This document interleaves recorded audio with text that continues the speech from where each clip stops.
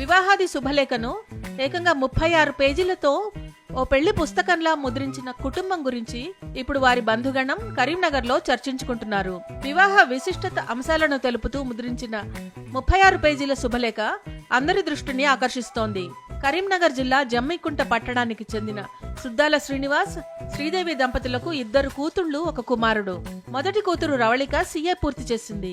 కామారెడ్డి పట్టణానికి చెందిన నాగేంద్రబాబుతో ఫిబ్రవరి 23వ తేదీన వివాహం నిశ్చయమైంది. వివాహ వేడుక అందరికీ గుర్తుండిపోయేలా నిర్వహించాలనుకున్నారు శ్రీనివాస్, శ్రీదేవి దంపతులు. వెడ్డింగ్ కార్డు సింపుల్ గా ఉంటే ఏం బాగుంటుంది అనుకుని వివాహ ఆహ్వాన పత్రికను పుస్తక రూపంలో ప్రింట్ చేయించారు. వివాహానికి సంబంధించిన క్రతువులను, పెళ్లి చూపులు, పత్రిక రాయించడం, పెళ్లి కుమార్తెను చేయడం, పెళ్లి కుమారుణ్ణి చేయడం, పాణిగ్రహణం, వరపూజ, వధువును గంపలో తీసుకొచ్చే తంతు, తెరసాల, కన్యాఫలం, మాంగళ్య పూజ, జీలకర్ర బెల్లం, తలంబ్రాలు, బ్రహ్మముడి, సప్తపది, ఉంగరాలు తీయించడం, అప్పగింతల పాటతో పాటు పెళ్లిలో జరిగే 36 తంతుల గురించి ఒక్కొక్క పేజీలో ముద్రించి తమ కుమార్తె వివాహానికి అందరూ రావాలంటూ ఆహ్వానిస్తున్నారు సుద్దాల దంపతులు.